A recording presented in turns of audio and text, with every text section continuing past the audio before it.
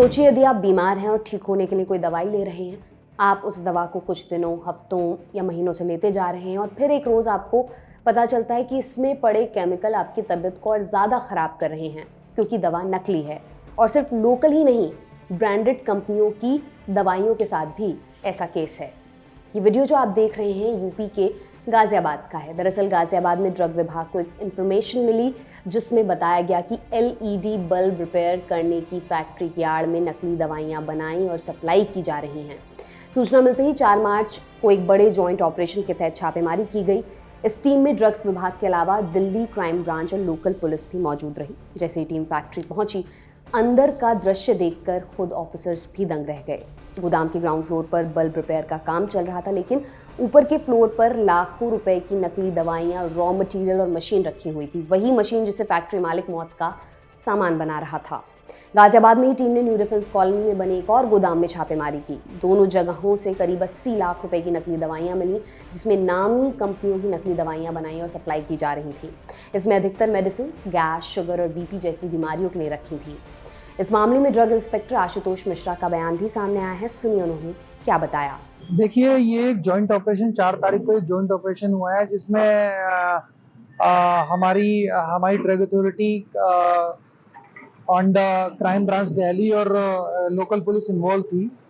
इसमें Rajendra Nagar industrial area में एक व्यक्ति विकास चौहान नामक व्यक्ति जो कि नकली दवाइयों का व्यापार कर रहा था, नकली दवाइयाँ मैन्युफैक्चर कर रहा था।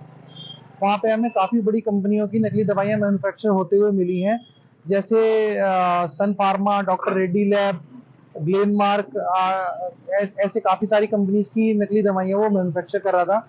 वहाँ पे हमें कुछ मशीनरी मिली है, जैसे आलू मशीन मिली है, ब्लिस्टर पैकिंग मशीन मिली है, कार्टन प्रिंटिंग मशीन मिली है।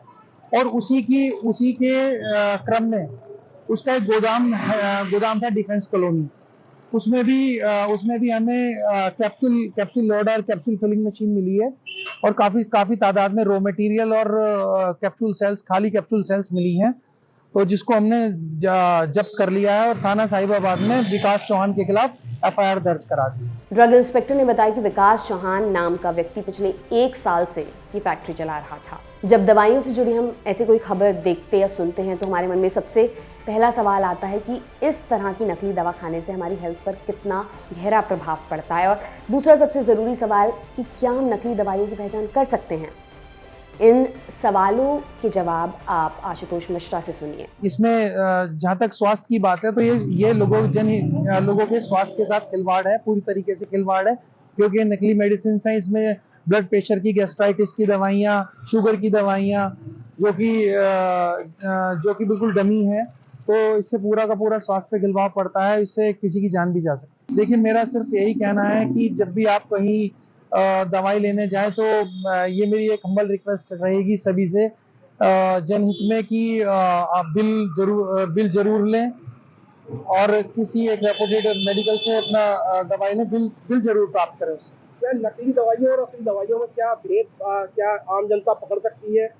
जी नहीं, वो आप देख के नहीं बता सकते कि ये नकली है और ये असली है। मन में सवाल हो सकता है कि आखिर जब एक जैसे पैकेट में दवा बिक रही है तो हम कैसे पहचाने कि कौन सी दवा नकली है और कौन सी असली। नकली दवाइयों से बचने का तरीका यही है कि सरकार से मान्यता प्राप्त फार्मेसी से ही दवा खरीदें। दवा खरीदते समय बिल जरूर लें और दवा के पैकेट में लगा बारकोड जरूर चेक कर लें। नकली दवा की सप्लाई रेंज केवल गाजियाबाद तक सीमित नहीं है, भारत से कई हिस्से इसमें जुड़े हुए हैं। सप्लाई रेंज कितनी है और कौन सी बड़ी कंपनियों के नाम से दवा बनाई जा रही थी, ये भी सुनते चलिए। वहाँ पे हमें काफी बड़ी कंपनियों की नकली दवाइयाँ मैन्युफैक्चर होते हुए मिली हैं, जैसे Sun Pharma, doctor Reddy lab, Glenmark, ऐसे काफी सारी कंपनीज की नकली दवाइयाँ वो मैन्युफैक्चर कर रहा था।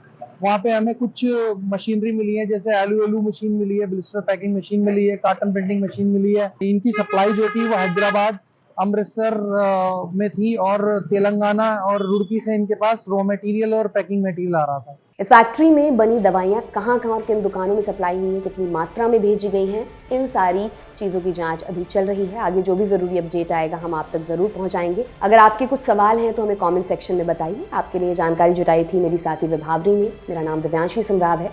आप देखते रहिए दी लल्लन टॉप। बहुत बहुत शुक्रिया।